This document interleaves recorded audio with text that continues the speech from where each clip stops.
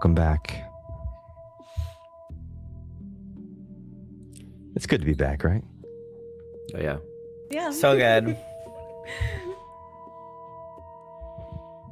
The wind does not howl in Scarenthel's lower district. It whispers. It slides between stone and salt, curling through the narrow arteries of Old Town, where the city still remembers what it was before ambition carved it skyward.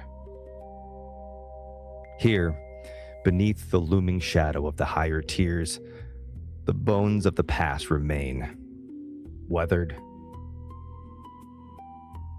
cobblestone, slick with brine, walls bowed with age, and lantern light that flickers not from design, but from endurance. A shadow moves through one such alley, footsteps softened by damp stone. The scent of the sea clings to everything, mixed now with something older. Incense, perhaps long soaked into the mortar itself. Above, lines of laundry sway like tattered banners between buildings that lean just a little too close. And then you see it. A faint glow. A single candle, maybe, burning behind warped glass in a window that should have long since gone dark. The building belongs to a half-forgotten. Its archway cracked, its once proud sigil. Xerix, the god of magic, chiseled away, defaced by time or intent. What remains is not a temple, not quite anymore.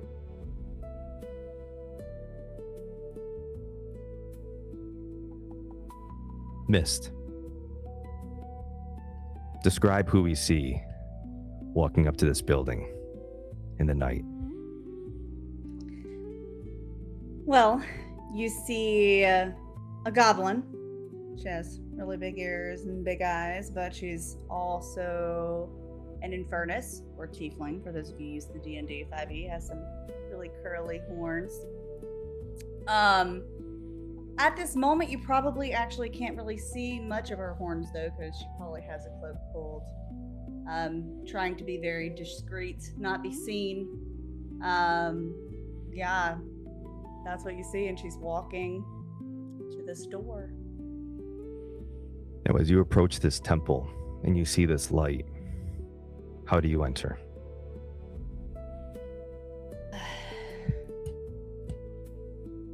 She takes a deep breath, closes her eyes, and she just kind of lowly whispers to herself, okay, so we're just gonna go in here, get into this meeting, figure out what we gotta know, and then move on to the next step, one step at a time. And then she goes into the door, shoulders back, facing forward to see what she sees. This door opens with a low, reluctant groan. Inside, the air is warmer, but just barely. There's a hearth smoldering in the corner, its light painting long shadows in the space that's equal parts ruin and rebirth. Old stone columns stand beside newer wooden braces. Prayer mats, mismatched and worn, have been laid carefully across the floor. Symbols unfamiliar to the old faith now adorn the walls in chalk and thread. This is no longer Xerix's temple. This is something more. As you enter, you see at its center someone familiar to you, not familiar in face, just familiar in rank and station. An elderly fawn. Her fur, once rich chestnut, has faded to silver along her legs and shoulders. She has one horn that's chipped at the tip, but wrapped in thin bands of copper and thread. etched with delicate runes that faintly shimmer in the firelight. Her eyes, however, those remain sharp, gold, unwavering. The kind of gaze that does not simply look at you, but through you. She does not rise as you enter.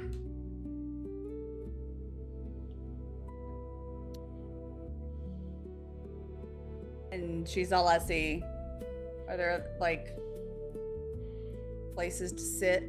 I was kind of focused on her description. I didn't pay attention to whether there were places to sit or not. No check required. You look around, you can see a couple of wooden chairs, very, very modest, off along the side near the hearth as well. Okay. She will close the door behind her, do just a short nod, and then head towards one of the chairs. And plans to sit unless she's stopped.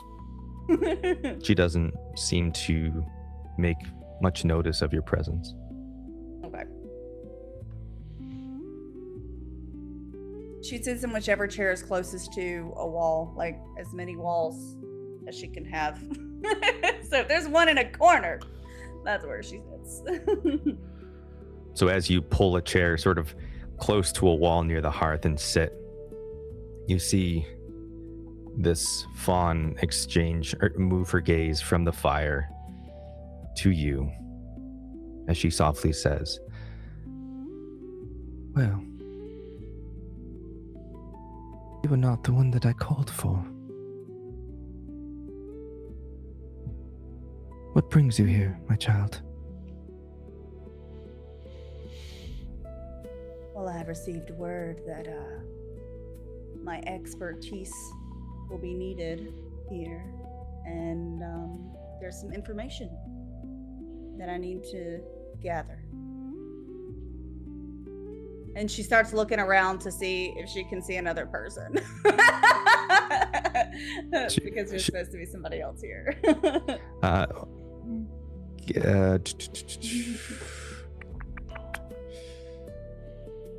Give me an instinct roll. Okay, she's gonna be keeping her eyes on the door if she doesn't see anybody. All right, instinct. Oh, it's not bad. Okay. It's unfortunate that that's with fear, but it is an 18. Okay. So as you begin to look and listen, as your ears perk up, listening to the wind coming through the broken bits of the stained glass window, she simply raises her hand and says, "One moment."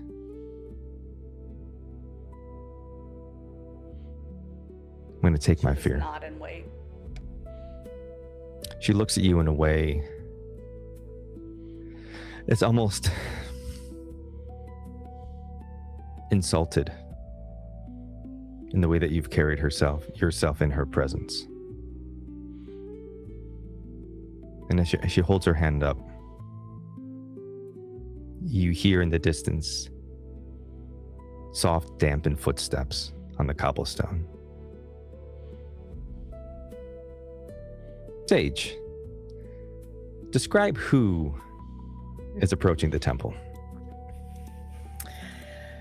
Is also a goblin, very small for a goblin, with very, very pale, almost paper white skin. These huge, giant eyes, no whites of the eyes, just almost amethyst, a very bright crystal kind of purple. Is dressed in mostly white, a weirdly pristine white, kind of complemented by a little more amethyst and purple, and is walking almost imperceptibly with a very slight limp, kind of holding on to this staff that they are holding in their hand, a very tall, kind of gnarled wooden staff with a very emerald kind of gemstone glowing just very faintly with magic. remaining, kind of as quiet as possible, making their way through the alleyway. And as you come up to the building, how do you approach? I'm going to simply approach the door. I'm actually going to use my staff, or rather, well, I will just say it's a staff. I'm going to use my staff to knock very quietly, just a few times on the door. And as the raps on the door echo through this temple, the elder holding her finger says, "Be adieu," to Myst, motioning her hand toward the way that you just arrived. She'll nod and make her way over to the door and open it and peer out to see who it is. Of course, realizing that she has no idea who's supposed to be at the door, so she doesn't know if it's the right person, just decides to open it all the way and hold it open normally. And she just kind of, a look of recognition flashes across her face, and she just kind of nods. In the dead of night, in secret and shadow, as you open the door, it goes,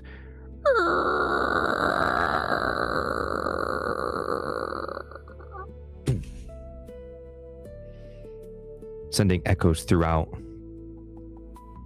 the alleyway.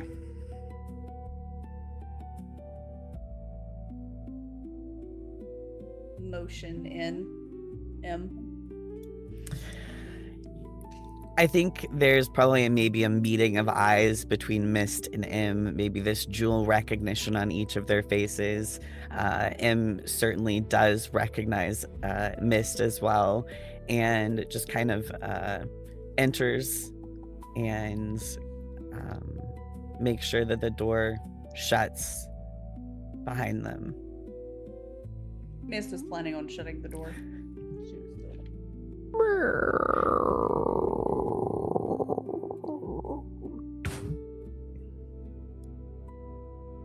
So with the door shut, you begin to make your way back into the temple, and as you arrive into that chamber that you left, this elder, she is no longer sitting there.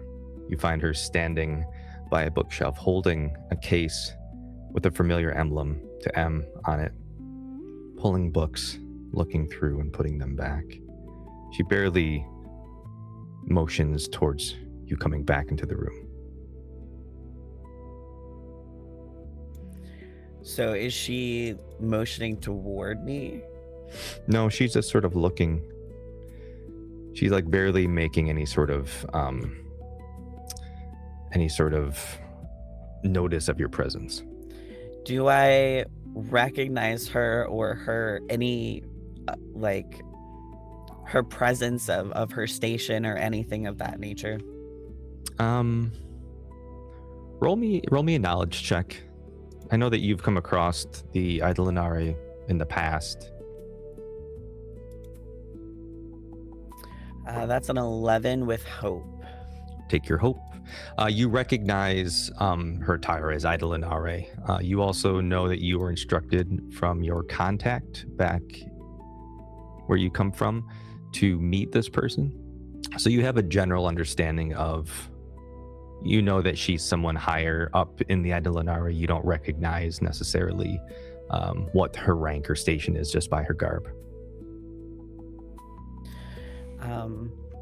Okay, I'm just going to, using my staff to carry it myself a little bit, just walk closer toward the center of the room, maybe where I can see her a little bit better.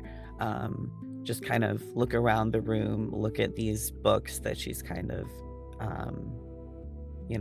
touching or pulling out and putting back in, and just wait. Myst goes and sits in her chair.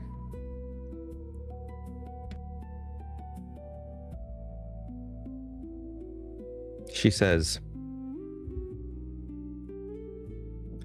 "This place is not yet what it will be.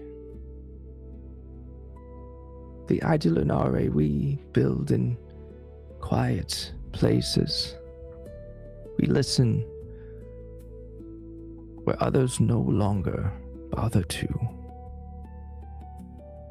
And what we've been hearing now is wrong. You hear the fire crackling, dancing against the wall. It's very dark, shadows everywhere. Aside from the fire, there's but one candle lighting this room. She says, the Accords gather. Leaders, scholars, envoys. Among them are certain artifacts, old things really, powerful things. Some sleeping, some by choice, others not. But the Threnkai move in shadows. That alone is not new, but this is different. Too close, too bold. Are you aware of the Accords, child? Looking at M.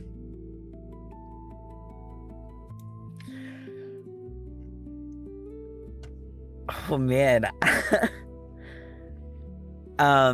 M is going to meet this elder fawn's eyes, and the Accords, they're here now, right? It's important. I'm most curious about this scroll, the pact. Yes, the scroll, indeed. Are you sure you're from the Eye?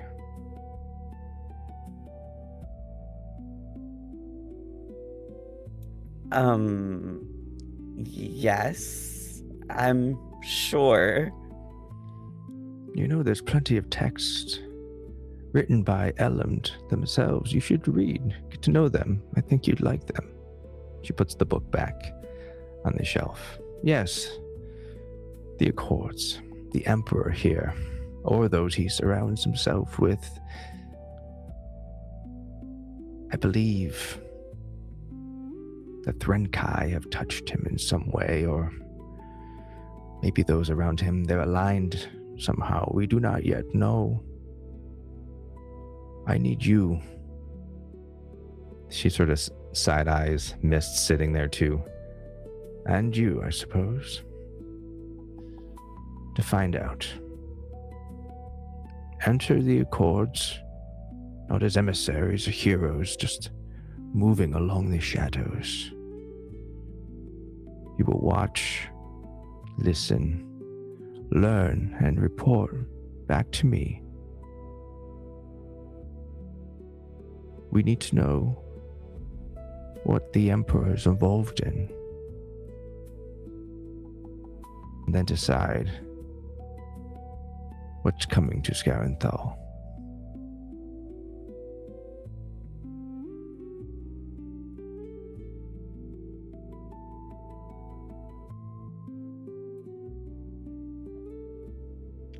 Myst will stand up from the chair that she moved into the corner of the room and move over to this elder and M. Kind of look towards M and then back at the elder. Well, I understand my orders, so I'll report back as soon as I can. Very good. Very good. Take this. She pulls out a small, rolled up piece of paper and hands it to you. She will take it.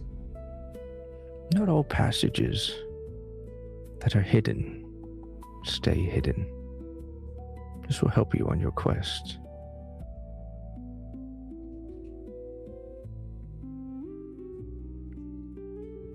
She'll nod and say, "Thank you for the assistance." Of course. Then she'll look to M. Are you ready?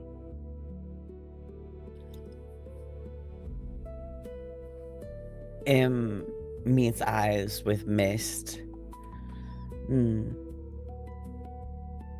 It seems we'll be on another adventure together. She smirks a little bit and she's like, it does seem that our paths like to cross. Then she'll turn and start walking.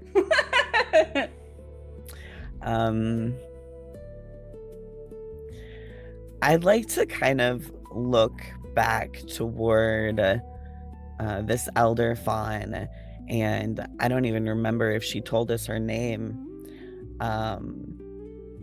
And is she still holding?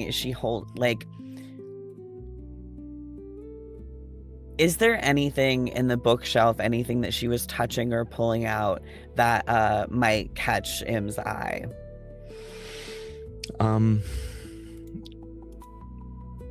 Roll me an instinct just to take a look. Okay, I can do that. It's actually a critical success. Ooh. Yes. First one of the series. We're back. Nice. Yeah, there's all kinds of books there that catch your eyes about different classifications of Threnkai.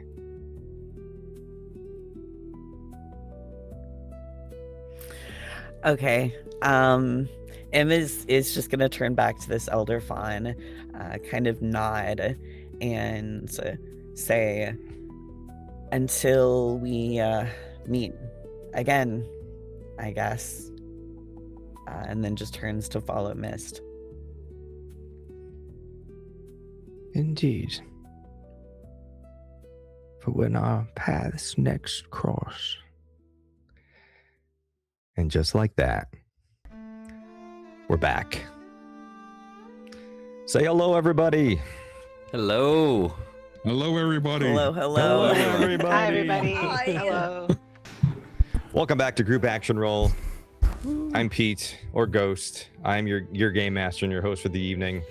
I'm joined by all of my fabulous friends. So many friends that you can probably barely believe it. Say hello to Hal. Say hello to Jen. Say hello to Sage, Aaron, Fargrim. Say hello to Mo, Sean, Zira, Christian. I have a hard time with everyone's real names. And Christy. I'm doing my best. Welcome, everybody. You did good, I think. All right. It helps because the names are on the screen. Yeah. Welcome back. Of course, Fargrim's is still Fargrim. I know. Hal and Fargrim, I just can't do it. Sorry. Right. Like, who's Peter? And I'm Peter. I say both, but then I put Ghost in here because you keep calling me that. Welcome back to Group Action Roll. Super excited to have you all. If you don't know, if this is your first time joining us, we're playing Daggerheart.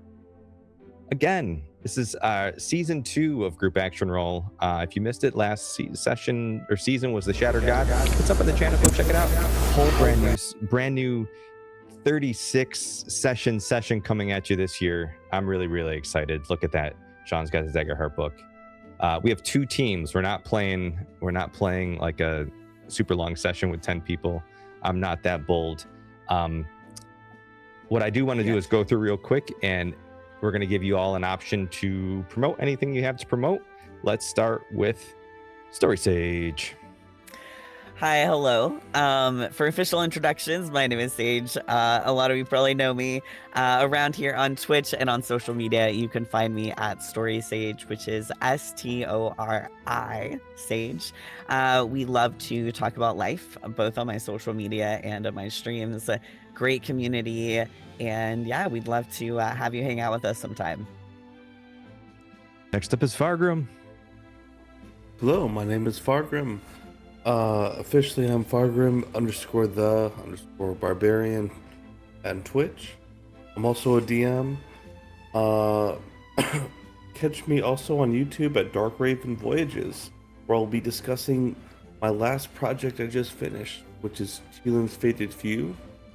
A few of our friends in here actually played in the game. Fantastic, and a published book will happen of this great adventure coming to you in Kickstarter in 2028. So be prepared for that. Outstanding. It's exciting. Next up, we have Christian. Hello, everybody. My name is Christian, aka Dragon_Teacup, aka your Dumpy Master, except not today because that's Ghost. I run the Dump Stat. It's a fun little podcast that I do. A couple of the people you see on the screen here have been in it or will be in it at some point. I do 2 main campaigns. Valbro, which is a magical city hiding in plain sight, where demons cause problems. Fox demon causing a lot of problems there. And then I do Oops Only, where we do different sessions, all set in the same world, but at different parts in the timeline, starting from prehistoric times, going to the future. But the catch is that every session, they all play the same class. We're currently getting up to the 1920s-ish. We're going to do Blood Hunters soon. So yeah, you can follow me over at Twitch for Dragon_Teacup. Outstanding. I'm playing in Blood Hunters. You are playing in Blood Hunters with me as a player. gonna be so We've much got one of our normal players is going to DM that one. I'm really looking forward to it. Did I miss anybody for the promotions? All right, outstanding. Before we get started tonight, a couple of things. First off, you can go into spend channel points to give people hope, to give people fear. I think that's still a thing. I think I may have upped it so that maybe Toleran can't give me as much fear as he did last time. You can also, we have a new thing this time through when spending bits, or if you're over on YouTube, if you're doing super chats or anything else, we're going to mark down over here. It's over here. This Winds of Fate. Once the Winds of Fate are completely gone, the world shifts. I roll duality die, and it's going to alter the story in a large way, based on how those dice roll. So looking forward to seeing how the audience can manipulate the story and just generally make people's lives a little bit easier.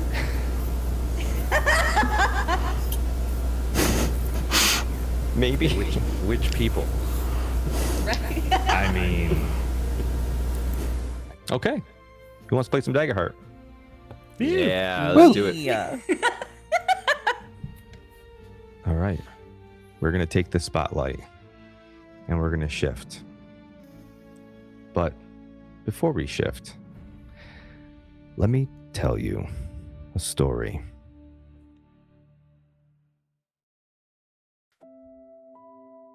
The world stirs, and for the first time in generations, the gates are open.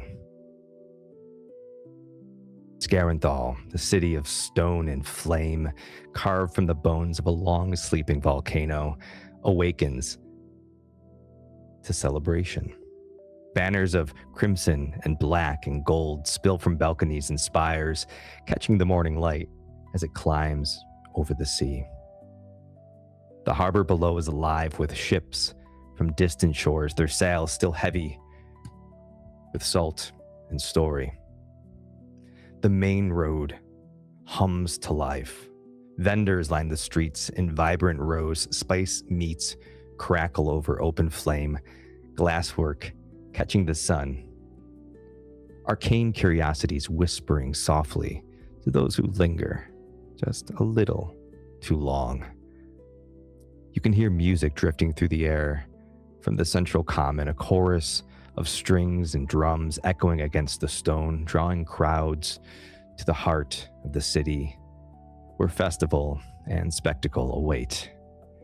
And for the first time in living memory, Scarenthal welcomes the world. And as the city breaches this new beginning, we see our spotlight move, gliding above the celebration, past the laughter and the banners, and the rising heat of the day, to a quiet corner of Old Town, not too far from the Idulinari Temple, a quiet tavern. Door creaks. Inside, the noise of the festival softens into something more contained, low conversation, clinks of mugs, quiet tension of strangers sharing the same space for reasons not yet spoken. And as we come to this space,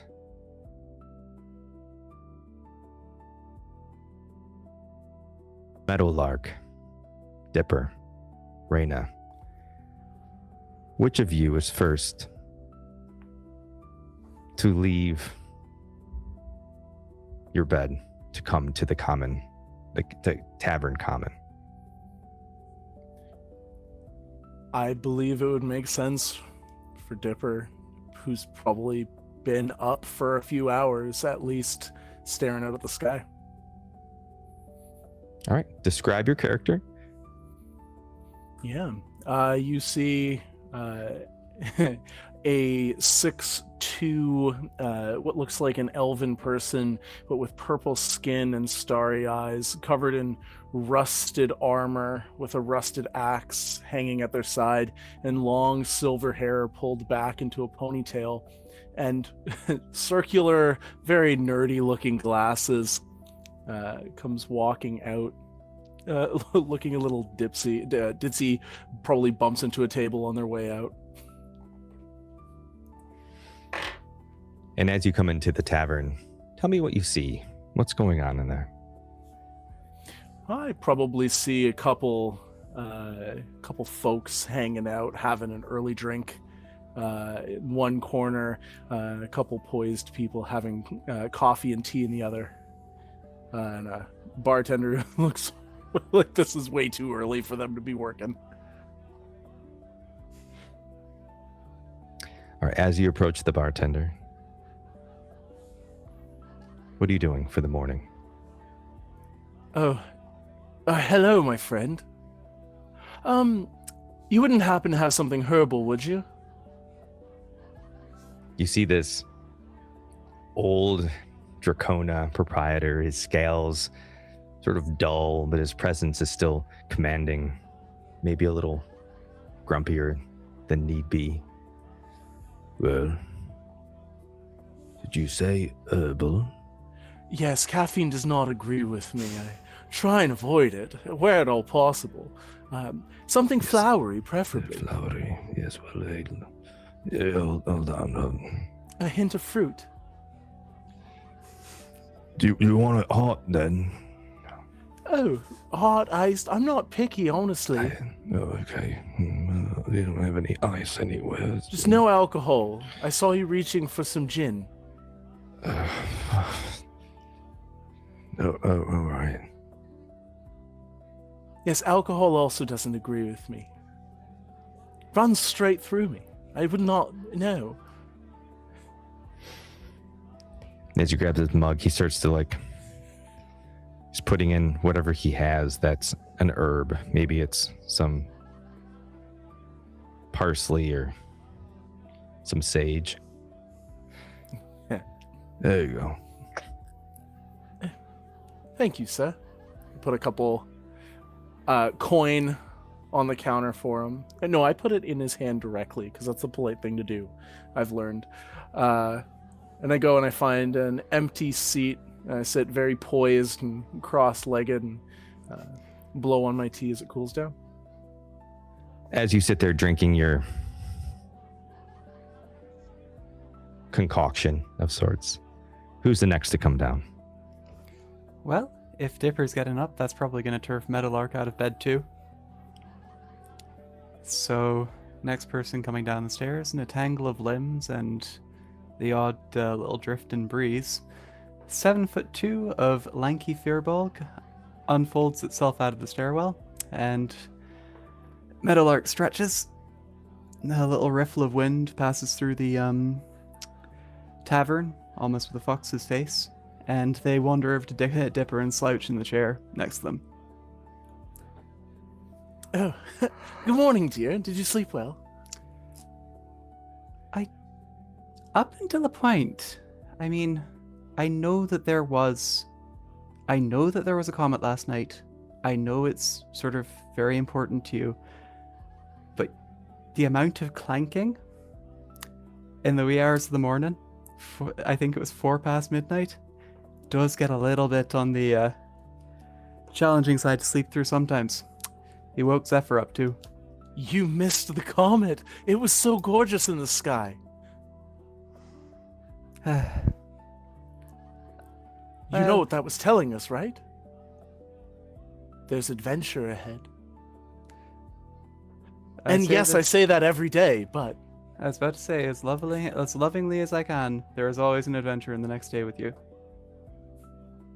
That's why you love me, isn't it? Absolutely. And why bother watching the stars when I can keep an eye on you instead? Go get a drink. Did you like this herbs? They have herbs. He made me a tea. Do you have anything with, do you have coffee? Potentially a double. Something a little bit more potent for the morning. Yeah, I got that. Hold on. It's You see him pretty pick much up this everything bottle. you were avoiding for me. You get that. This bottle of clear liquid. That's clearly not coffee.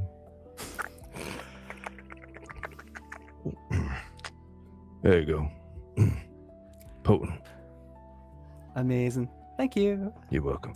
Hey, the person you wanted me to announce for you, the Archmage, the Cartographica. Yeah. Oh, excellent, Professor Lorelei. Yeah, they're not seeing people, but I got you.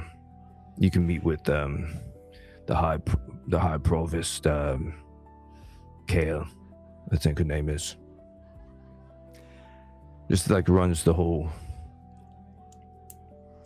collegium system, but they're the only one with office hours today, so that's take it or leave it. So I will take it. Thank you so Alright. much for your help. That'll be a Thanks. great start to the day. yeah, well, security's tighter on there, so maybe don't take a huge group, but a lot of festival goers, so no one's really allowed in the area. Just just don't break anything, all right? All right. When you say huge, was that a slight at how tall my partner is? Hey, what's that? That's an accurate description, if anything. Because if it were huge, our group is fairly big, just in height. Yeah, well, just drink your herbs there, you. And if you want a slight coin for I had to walk all the way to the Collegium. It's Middle District. It's a fair trek. And I will pay for my drink and add a little bit of a tip on top for being such a kind barkeeper. Hey, much obliged, thank you. Yeah. Puts it in his pocket, starts pantomiming washing glasses, although you don't see any rags in his hand. Rayna, as this is going on, how are you joining this party? I'm coming in from outside. I've spent the morning scouting the area from up high and just completed and walk into the bar, wave at my friends. And I walk over to the bar counter, pay in advance for a drink, and say, give me whatever has caffeine, please. And a tip on top, of course. You're potent, yeah. That would work. Yes, please. Good man. It's a bottle, a cup of clear room temperature liquid. I trust you. Do me a favor. Roll me an instinct roll for your morning scout.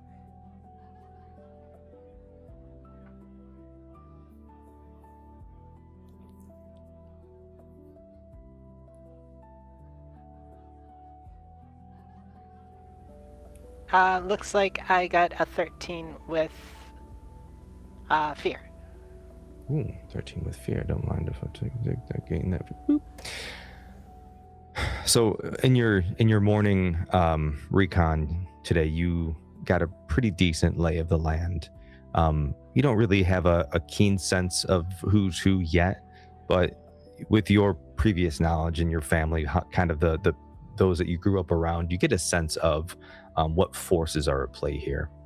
You see that in the festival they have all kinds of different events. Some of them are like a tourney type style events. You see different military officers kind of dressed in their best, walking around there kind of strutting. You've even caught whispers that the king of one of the nations or one of the kingdoms is going to join the tournament.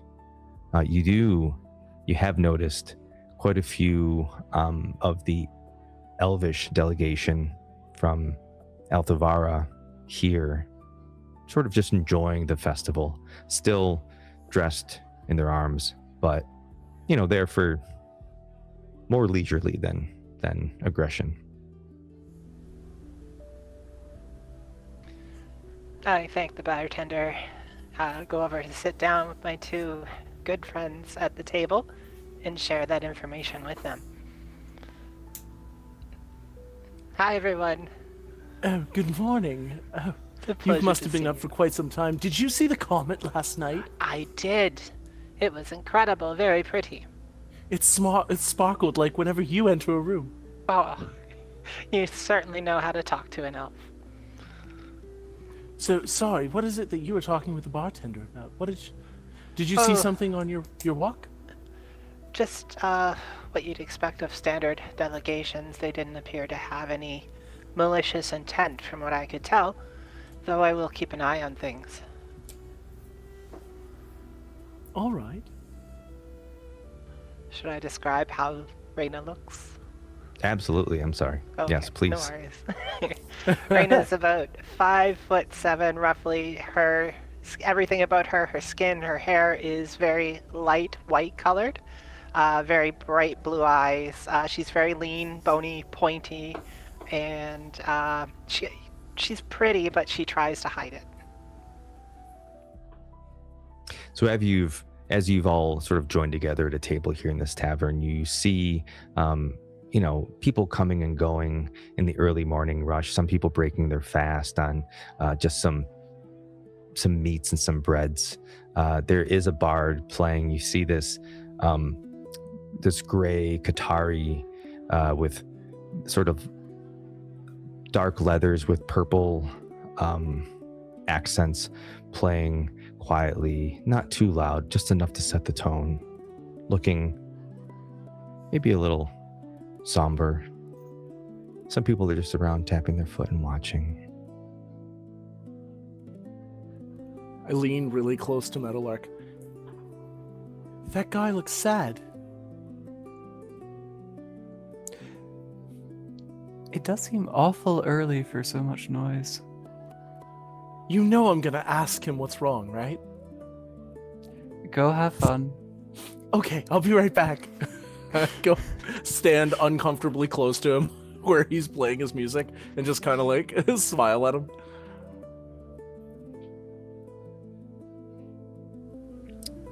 She looks down at you,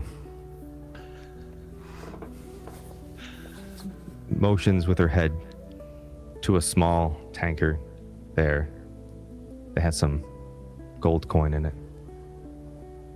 I flip one of my coins into it, and then his head is a swivel, check to see if they look any happier. She shows you her one fang. Do you have any requests? Oh, a request. Oh, what song would make you happiest to play? I don't know. I guess maybe if you just paid me and I could leave, that would make me happy. Oh, I mean, do you have somewhere to be? Do you have a problem in your life that needs solving? Well, don't we all? You're right. And that's why I'm here right now in front of you. An opportunity to help you should you need it. I must say the look on your face looked very somber for a moment, and well, I don't like to see people who look somber, and I would love to help you out if possible. What Rayna ails you, rolls her friend? eyes. Well, you're a lot. Has anyone ever told you that? Oh, yes, my partner every day, and numerous other people. Rayna And calls it Dipper. She's playing the lute, but just listening to you talk. And she sort of looks back when you say partner and looks at that table and just is like,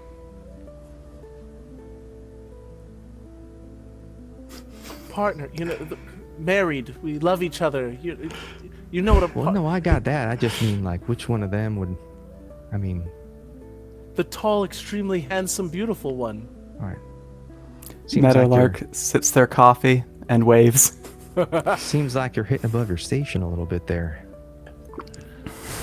I take off my glasses, and my hair just falls out of its ponytail. And I say, I don't know about that, and wave my hair around. Roll me a presence check. Yeah. Can I spend a hope to add beautiful presence? Absolutely.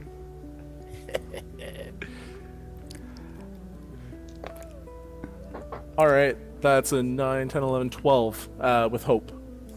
12 with hope. Take your hope. She's like, just another pretty boy.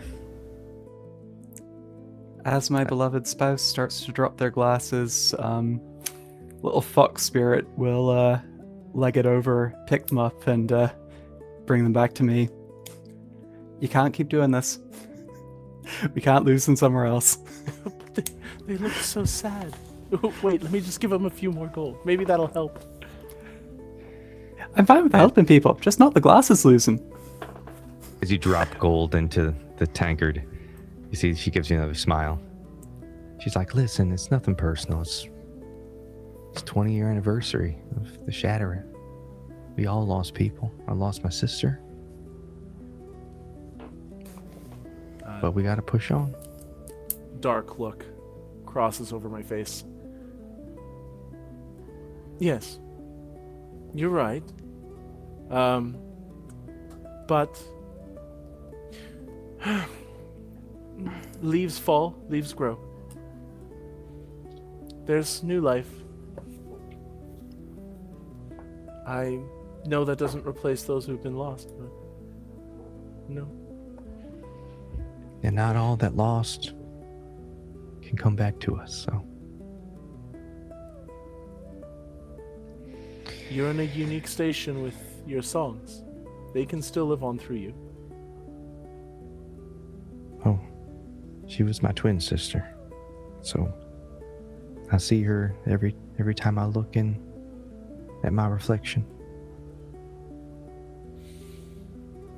She was the best of us. Some would say. And I'm sure she'd say the same about you, friend. Yeah. Well, it's early in the morning for all this, isn't it? Go, enjoy yourself. I got a job to do. The name's Star, by the way. Oh my god, we're gonna be best friends. Oh my gosh, my name's Dipper. Hello.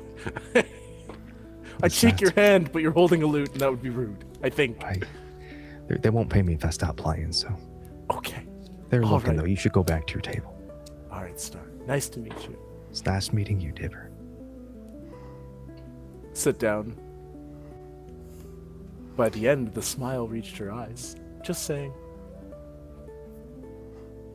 And here's your glasses.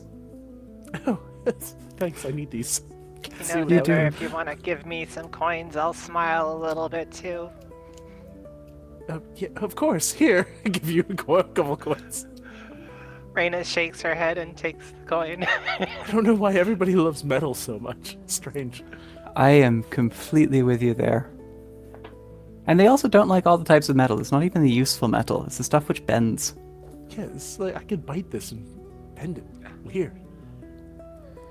Rayna has tried numerous times to explain the concept of money to her two friends, but they don't seem to quite get the hint. It Rayna wasn't is really very something we had in the thrifty. garden. Yes, I've just got this small handful of gold that I happened to find one day.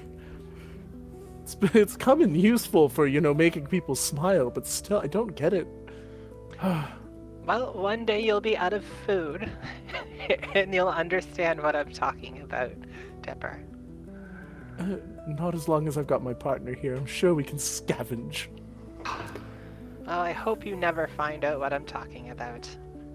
I do care for both of you a great deal. You've become wonderful friends. Though maybe don't hand out all your metal or money so easily. Oh. You need to save it for a rainy day, I believe is the expression. You mean like the ones over in Regos? It rained a lot there. Rayna shakes her head and says, whatever, yeah, sure. I give up. As you're talking and handing out money, the bartender kind of comes back over. He's like, It's like we said, bro, you better get going to the Collegium if you're gonna, try to be on time. And you still owe me for last night's stay, so I'll be handing out all your gold. Oh, yeah, Right. of course. How much? Oh, of course, that's not a problem. I How would be much you willing to got? trade you with goods and services, but apparently people prefer these gold things here. Okay, here. Yeah, Take if you find more of those gold things, you bring them this way, all right? Yeah, if you keep making me this tea. Sure. There's a shop down the way. I'll get some real stuff for you for tomorrow. Yeah. Authentic. Good. They get it from the caves. It's made from mushrooms or something. I don't know. I've always wanted to try mushrooms in my tea. Yeah, I drank it once. I was tripping balls after. I couldn't. You tripped over your own balls? Something like that. Yeah. I lean to my friends. I think this is an expression, one of those things I've heard of, but I don't get this one. It's like the rainy day thing I was talking about. It must I have don't been a believe hot he day. actually tripped over his own balls. Yeah, definitely don't take this one to the school. Yeah, they'll kick him out. Ah, All right. I I'll save had a it for choice. nighttime. Yeah. When I need to do some divination or something. I'm sure it could only help. I'm sure the stars will look extra bright that night. And who knows what they're going to tell you. Oh, I'm excited. I'm in. Whenever. Sounds like a good time to me. All right, the plan. We do our quest, we come back, mushroom tea tonight. Oh, deal. Yeah, I could really use a good old-fashioned ball tripping. all right. Man, you can get anything in the city. As you finish whatever it is the three of you are drinking in its various forms, people in and out. Is there anything else you want to do here? I'm pretty eager to get on the road when we have the chance. So if, I'll let you guys finish up your duties in the morning, and then let's hit the road.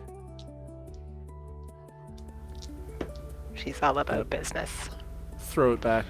I'm excited for the quest today and to meet new friends. Shall we, gentlemen and ladies? Outstanding. We're going to Others? take the spotlight. We're going to pick it up. We're going to move it from Old Town in the lower district, and we're going to go all the way up to the balcony of the Imperium in the upper district, where we find a lone orc looking out over Scarenthal. Toleran, describe the person we see standing on this balcony in the upper district. So, Bal-O is a orc, big, black bushy beard, kind of longish hair, but a big hat on. One of the curled up in the side with a couple feathers coming out, and his outfit is very extravagant. You think like German Landsknecht, the puff and slash kind of clothing, all different colors, like nothing is symmetrical, different colors everywhere. The puffy pants again with the slashes and other fabrics coming out from underneath, all very fine fabrics. Looking fairly brand new as well. He has a cane in one hand, and on his hip is a whip. Probably in his early 40s or early to mid 40s. And as you stand there on the balcony, can you describe to me what you see happening in the city below? What is it? Early morning? Yeah. Or like midday, or kind of early morning. So all the people getting up to head off to either work, or if we're up by closer to the more fancy to do people, then probably their helpers going out to get things ready for them or get what they need for the morning, and carts getting packed up. Some of the off in the distance, some of the vendors and shops getting things ready to open up, or even starting to open and call out for people to get their early morning breakfast on the go, things like that. Roll me an instinct check to perceive. All right.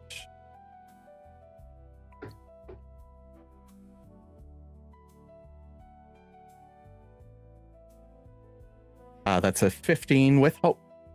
Take your hope. So as you look out and see, just below you in this upper district, you see all of the district houses of the elite. The most elite live up here. Very few residents up this high, but lower down still in the middle district. From this view, you can see perfectly the central sort of common, the gardens where this festival is set up, and you see these tents.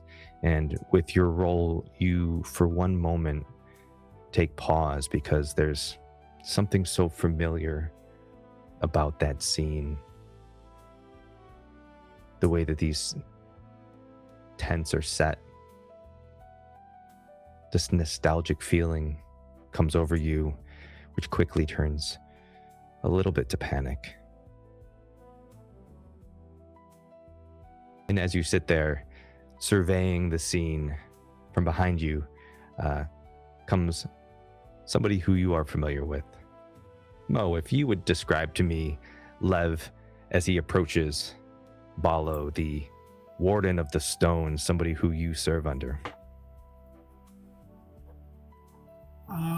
You see about a 7.5 foot tall giant. Tattoos covered pretty much from head to toe. He's bald, big bushy beard, a very large shield on his back, but it seems to be more natural looking, as it's kind of covered in almost stone. Seems to be grafted on somehow. He walks in his attire, and he is wearing a kind of almost a tunic that's kind of half off, with the brand of Valgon on it, that's kind of almost tied together. It doesn't seem to fit him very, very well, and it seemed to have been kind of rushed to be put on. But he kind of saunters in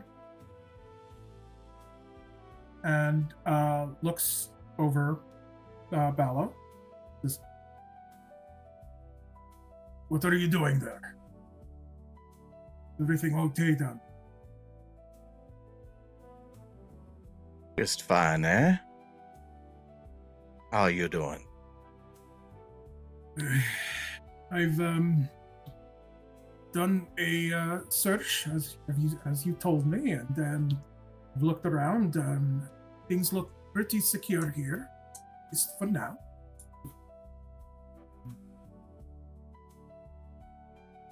Waiting any orders that you have. Oh, we got some time before we gotta be somewhere, so I was thinking sneaking down into the city to maybe check out some local entertainment, if you catch my drift. I'm sure they wouldn't. Yeah, probably not, but you know me. This would be amazing. Yes. Maybe catch a little bit of a drink. Hey. Of course. Like this. I follow your lead, as long as you say it's okay. I don't want to shirk off any duties that I may have around here. Has anyone else given you any duties? No, not at all. I've got a duty for you. This small but wide dwarf who you only know as Bash comes up and says, "Yeah, so we're gonna hit the town. That's what I'm hearing." Sounds like we are. All right. The king looks like he's all tucked in. He kind of motions over the doors leading into sort of this outer chamber of the Imperium. You see all of the higher ups, the representatives from each kingdom, standing sort of in a circle. They're waiting just like everyone else, but all of the most important people here have sort of found their way to one another, and they're standing in a circle. Meanwhile, all of their delegation have been sort of pushed out to the outer skirts of the wall or out here on the balcony. So we go down and check out the festival. Sounds like a plan to me. They're not gonna miss us. I figure not. This would be great. I would love to do this. Let's go. You know, I've seen a lot. There's a lot of these servants here that are just walking around with glasses of something. I like the way you think. Yes. They're bringing it to us. I love this. Yeah, I love this plan. Let's do this. For Velgar. For Velgar. Yes. I'm gonna start walking and then just grab a drink off of somebody's tray as they pass by.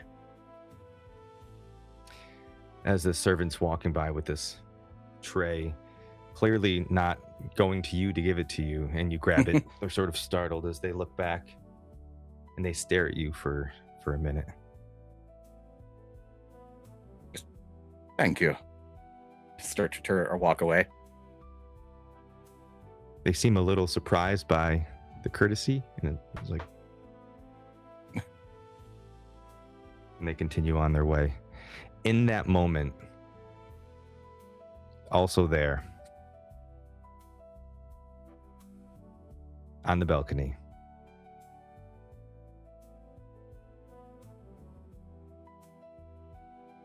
Halim. I just called you Halim. Oops. Here we go. Halim, describe your character and what you're you doing. See, a dark-skinned man, his skin the color of tan leather, worn comfortably. He's got a dark beard that's cropped close, along with a mustache. He looks late 20s, maybe 28, except for he's got his head shaved very, very close. A striking feature is his eyes, the color of emeralds, and they glow like the moon. And there's a twinkle in him. He's a little bit mischievous, kind of like the stars that dance around the moon. And he smiles as he sees these individuals, and he's got a little bit of a, well, bright smile with a gap tooth, and he's, my friends, did I overhear you going out on the town? His clothes are dirty. He's got his sandals tucked into his belt, which is a rope frayed at the ends, tied in a knot. His once white overrobe is smudged in dirt, and he's like, "Oh, I couldn't wait to get out of those terrible stiff clothes. They smelled like those nobles used to fawn after my parents wanting something. Did you say we're going to go out on the town, or would you care for perhaps some company? After all, we're friends." And I look over at Lev and, well, I guess there goes the whole plan of sneaking out, eh? You know what I think. The more the merrier. Please come. Come with us. He'll look towards Bal-O. I mean, of course, if your gentleman here agrees to it, I'll try to keep my voice down, but no guarantees on that. I'm going to spend a fear. And as you're carrying on rather boisterously, not at all, at least, and correct me if I'm wrong, subtle in any way, shape, or form, I imagine that Absolutely. an orc, a giant, talking about going out in the town with a stout dwarf, and then Halim coming up. You see this sort of slight Dracona robed, hands clutched, barely peeking out from his robes. He has this sort of large ornamental thing on his head. Their overall garb looks so strange to each of you. As he walks up to Halim and says, Excuse me, sir. If I may be so bold, your father has yet to send a delegation. I know that you are here on behalf of the garden. I don't know if you've heard any word from your family, if they plan to send someone from Zapharos. I have not been around my family in some time. In fact, if you see them or hear of them coming, be sure to come see me, because then I would have to get the heck out of here. Well, I'm sure that you understand that we intended to have everybody present. But if they're supposed to come here, I would appreciate a little bit of a heads up. They were invited, but they're very busy in running the city, the region. I'm not sure they want to come out all the way out here. After all, I mean, time is money, right? Well, it is the second day of the Accord, so I think if they were to come, that they would be here already. Couldn't tell you. I've not spoken with my family in quite some time. And like I said, if you happen to hear that they're going to be here or send somebody, I'd appreciate a little bit of a heads up, because I have something and I think they want it back, but who knows? Well, I understand. Please, do us the honor of dining with the Emperor tonight, if you wouldn't mind. He has some things that he wishes to speak to you about. Not business of the garden, no. Don't.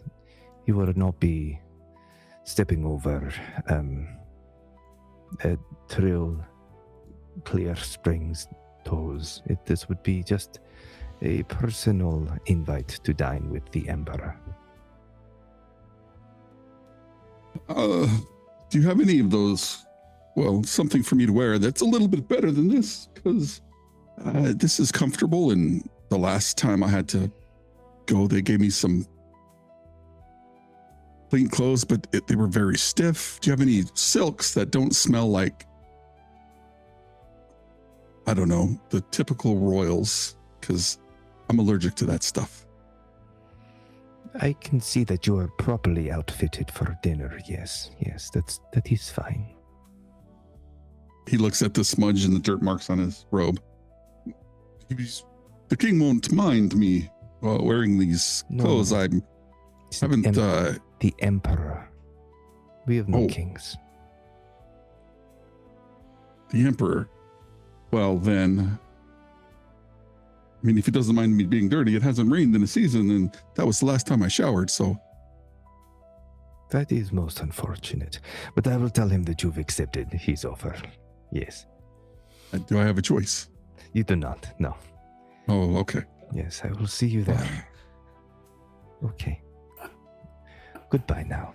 He sort of looks you up and down as he walks away. Like, as he turns and walks, he almost runs into Aaron. Describe to me who this sulking Dracona almost runs into. He's a tall human.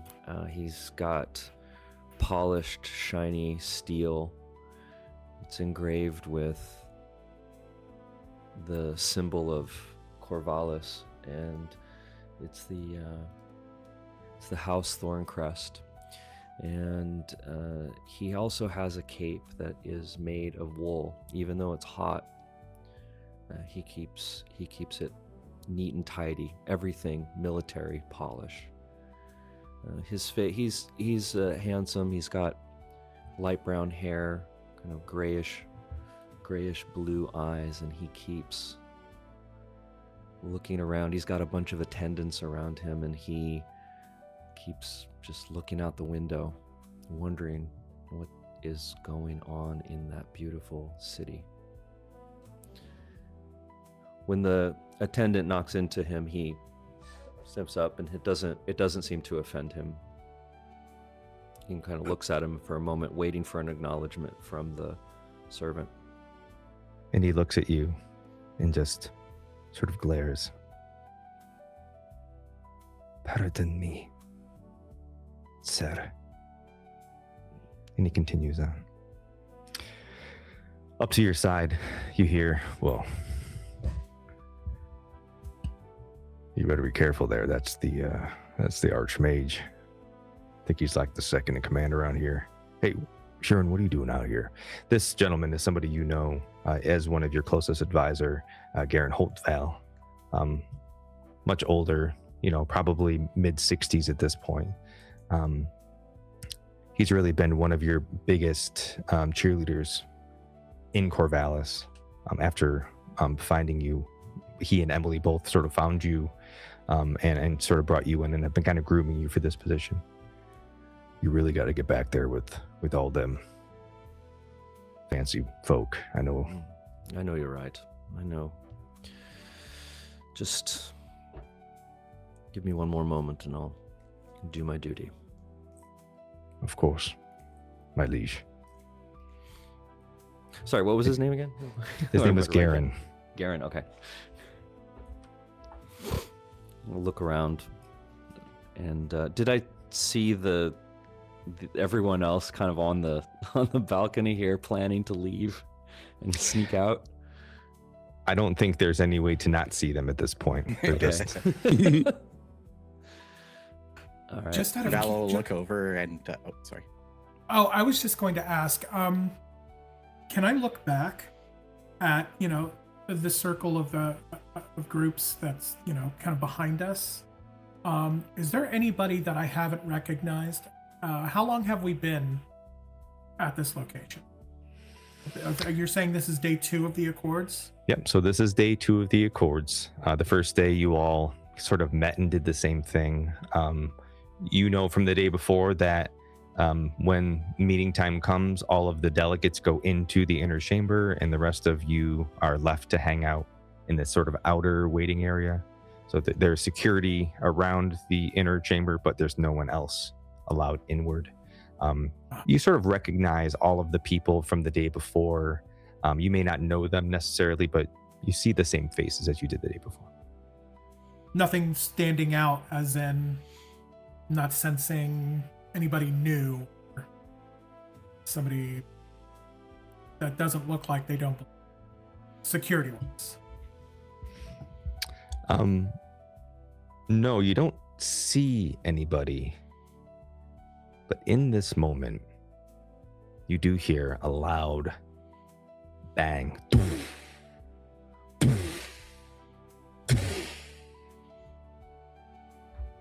As all the servants sort of stop, and you see this Imperial guard sort of scramble, and you see this little gnome run up to the door and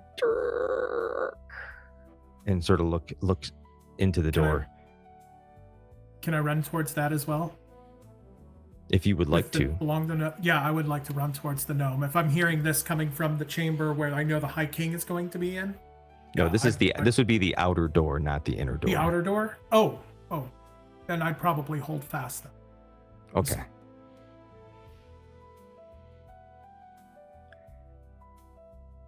The gnome walks up. He's like, can I help you? To this moth person standing just outside. Would you like me to announce you, sir? What can I do for you?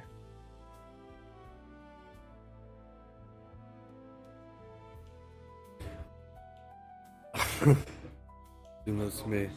No need. I can announce myself. Save your breath. It's tradition around here, really, to be announced if you are of royalty. Very well. Can I get your name? Geen Bugman. Geen? Is that with the 2 E's? Gin. Oh, like gin, but Geen. Yes. You say, okay. And your title, sir? Make sure you have enough space. I have King a whole of the scroll. Verisian Sea. Captain of the Crimson Dragon. Crimson Dragon, yes. Officer of the Dreadnought Federation. Oh, there's more. Officer of the Dreadnought Federation, okay. And voice of Varkos. Voice of King of the Dreadnoughts. Oh, okay. Could you maybe one more time if you wouldn't mind? Yes, Geen Bugman. Captain I of the got that, Crimson yes. Dragon. Yes. King of the Verisian Sea. King of the Verisian. Okay. Mhm. Yes. Is there the voice of something as well? You said the voice of Varkos. Voice of Varkos, King of the Verisian Sea. Okay. I'll just. You see this little gnome sort of walk back in. Announcing Geen Bugman, voice of the Varkos, High Captain, King of the Verisian Sea. He sort of looks at you for confirmation. Yes. Good job, lad. Yes. Say it with your chest. And he sort of scurries away.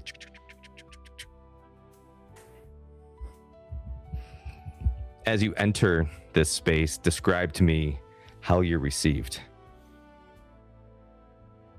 I keep my 2 upper arms more noticeable as I tuck my other 2 more away.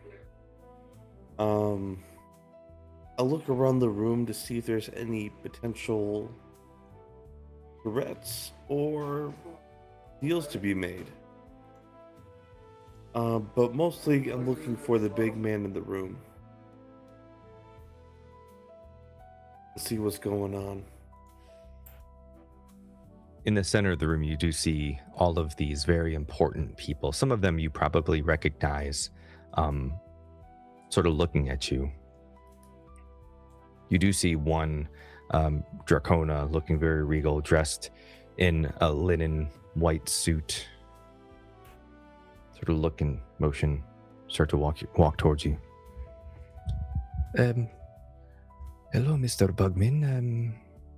I'm sorry, I don't believe you you had an invite to this ordeal. Why are you here exactly? As my titles may suggest, I speak for the people of Arcos. My invitation may or may not have been entirely needed. For we speak with action. Roll me a presence check. That's a D20? That's your duality dice. Got you. Then add your presence modifier.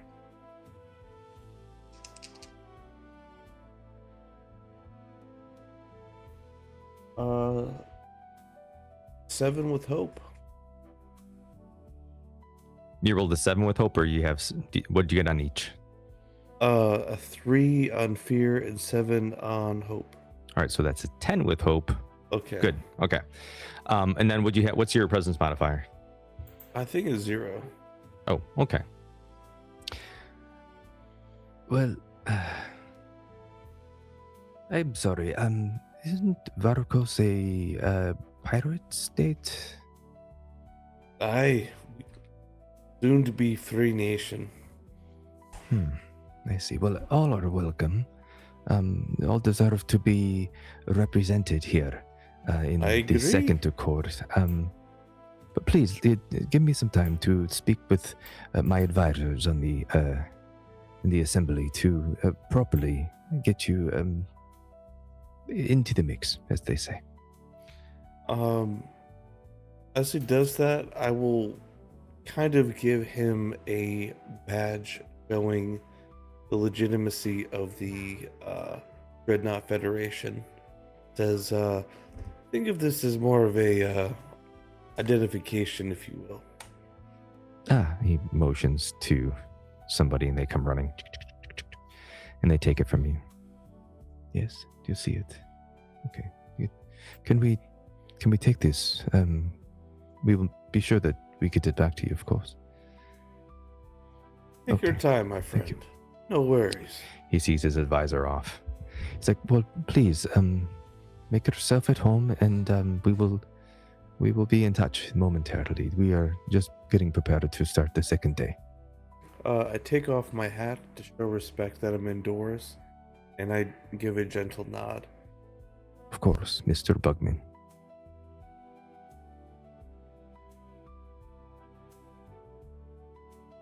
He sort of makes his way back to the group. What do you do? I'd like to, like I said, to see if I can spot any potential new friends or business opportunities. Is there a way I can make Daggerheart perception? Well, yeah, that's an instinct roll, but I don't think it's necessary. You can just sort of look around, and you can see like the very large people out on the balcony that look like they're the only ones really having fun in this whole establishment. I shall join them in the merriment.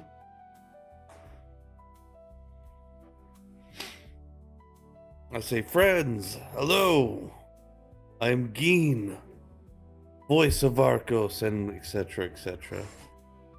As I introduce myself. My friend, Geen, Yes. come join us. I promise you won't bug any of these guys. Please come. Ah. Ha! He said bug. This is hilarious. I love this. As you walk up and announce yourself, Garen once again walks up to Sharon and says, well, Varkos Isles are contested territory that we've been fighting. I'm the well aware, Dracona. Garen. I've are- studied, as you've asked me. You do not Right. need to remind me. Very, very good, sir. He takes a step back. At this point, I stepped away and grabbed another drink from another person walking by with a tray and stepped over to Sharon and go, looks like you could use one of these. Thank you, old friend. It is good to see you again. Cheers. Yeah, it can't be over some more entertaining times. Indeed, it seems like the entertainment's out there and not in here. But I am curious about this new individual. You there, Bugman. Indeed. Oi, did the wind make a funny noise? Or did someone forget Captain? Ah, Lord, young Lord. Oh, Greetings. I am not just a lord, but that's all right. I understand. You're not familiar with this location and the people in it, I can see. Perhaps you need a guide to let you know who everyone is. Yes, as you say, forgive my ignorance is the word? Yes, yes. I wouldn't be so hard on yourself. You just arrived, have you? Formally, yes. Formally, yes. see. I come. You're some Mostly sort for of captain, business. are you? Captain of something? A ship, a boat, a dinghy? Yes, a warship, the Crimson Dragon. Oh, warship. Very impressive. Yes, I represent the Varkos Isles. The Varkos Isles, I did not realize they needed representation. We decided to become a proper free nation, with the No. natives ruling the lands and us protecting and ruling the seas. I wish you well with that. It's not easy to govern a nation. No, but with great minds and working hands, anything is possible. I see. My name is Shurien. I am the Prince of Corvallis, and I've come here to attend to the accords and represent my people, but perhaps everyone here should also introduce themselves to you, seeing as how you are of station. Thank you. I extend both of my hands on one side to show that to extend trust, if you will, since I did not reveal my other arms. Take your hand, young prince. Shurien seems unsure of himself, but he's starting to warm up to this person. Very well. He shirks it. This is Bal-O, a long-time acquaintance. I am the And warden of this stone.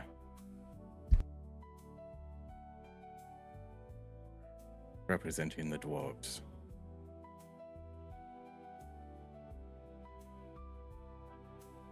Hello, hello.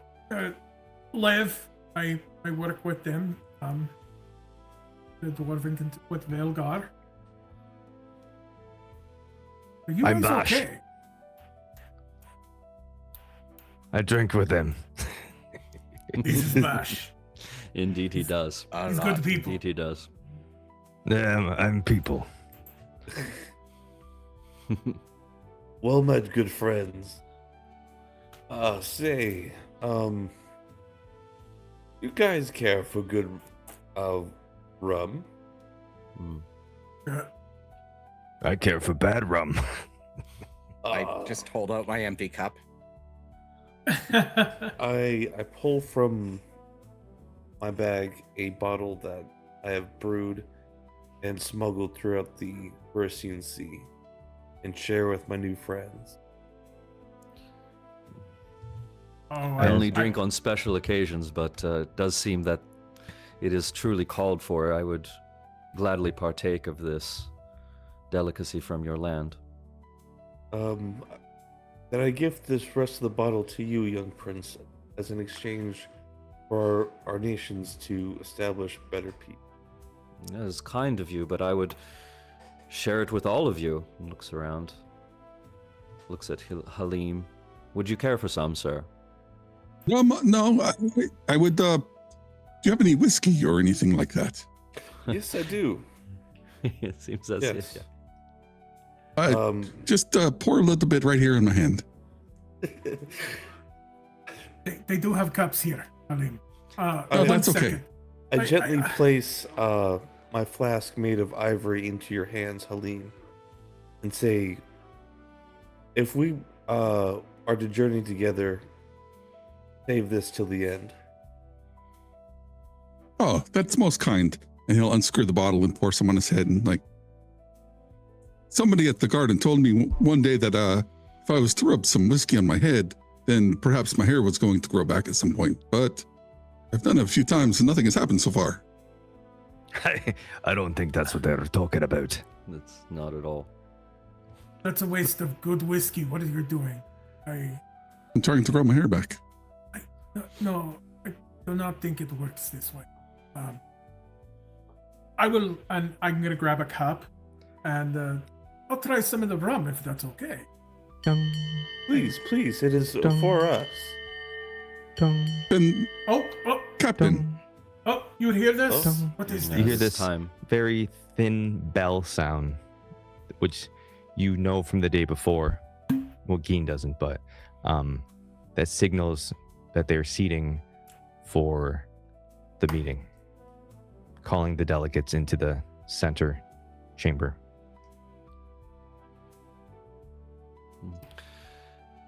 Seems as though we are called.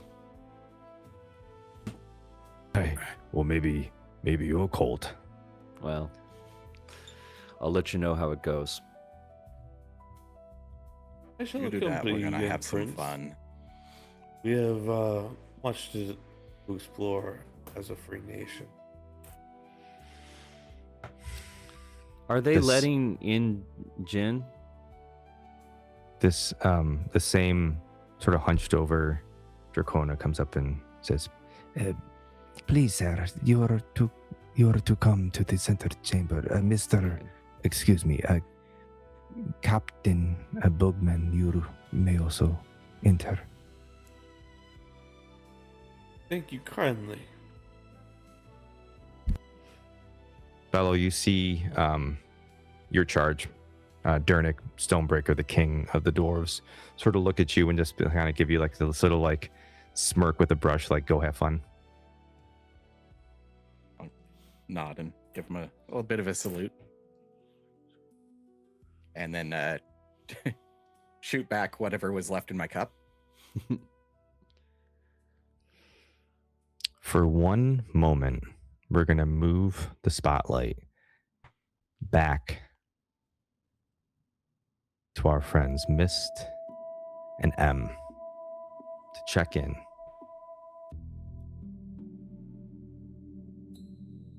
This is much more day has gone by. You've had a chance to start the beginnings of your plans. Where do we find M and Myst? Well, I don't think you find them anywhere. They're in the shadows, so no one sees them. Outstanding. Where do you But find we would have tried to yourselves? figure out what the scroll, does. Have I been given one of these scrolls? Like, does it just like reveal hidden pathways or something? Like, Well, have you do I have you know? opened it? If I have not seen something like this before, yes. So you find yourself crouched in these bushes and you open the scroll. And it is a mystical, magical drawing of the entrance to the secret passage, which reveals to you the route of best taken to get into the Imperial Chamber in the Upper District. How do you and M choose to enter? Do you hope to be in the shadows, or do you have another plan? Myst always follows orders. So we're gonna try to stay in the shadows. Yeah, I am certainly not meaning to make a spectacle of myself. Yeah. Okay, so you're going to try to infiltrate. Yeah? Yes. Yes. Group action roll? Group of two? Doesn't that take like 3 hope? No, this is group. You're thinking of tag team. that's This is a not group the other action thing. roll. Yeah. Yes. Group the action group roll, of 2. finesse. let's see if you can sneak into this place. Now, there's a lot going on, so your DC for this is going to be 15. Oh no. I have a +0. My girl usually doesn't do the scouting.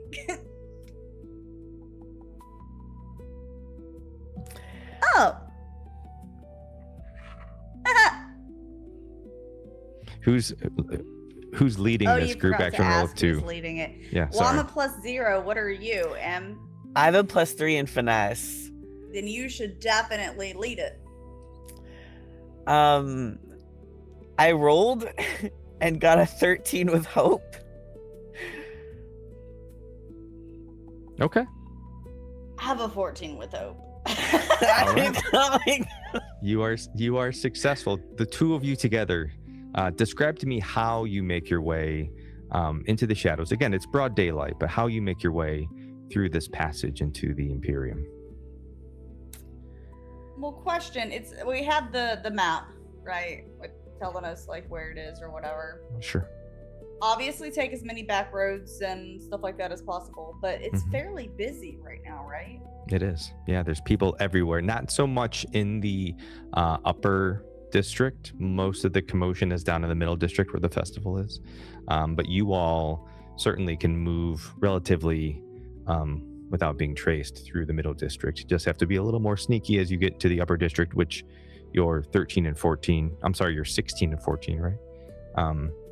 Did you roll 13 or did you roll 16?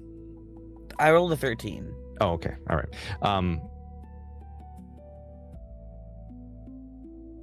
And I rolled a 14. Sorry, I was thinking you did 13 plus your 3. You did a 13 straight. Yeah, no, it was 13 total with hope. Oh boy. Well, take your hopes. That's something. Oh yeah. Oh no. I forgot to take my hope. Is there anything anyone wants to do before we? I know that we're knocking the rust off of our Daggerheart skills. Anything you want to add to your roll before we proceed? None of my stuff would help me hide.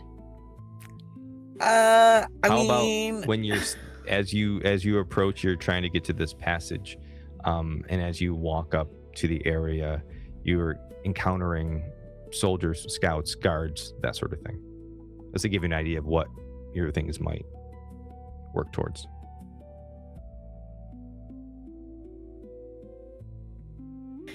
this is hard for me because I have like some things in my head that I could do if I was alone. But with Myst, I'm like, I don't know how to go about this. Actually, never mind. I don't know what to do. Well, technically, I have an experience called "You Don't Know Me." There you go. That's something. You want to spend a hope and add that? I could. Well, that's if we get caught, though. That's not like a sneaking thing. Oh, I Like, have You one. know what I mean? Like it's kind of. Well, yeah. So the idea is that you can use that to move through. Got it. This So I'm crowd's- using. Got it. Yeah. Yeah. You're like, what are you talking about? I totally belong here. Okay, Yeah. bye. I think that's completely valid. And what you got?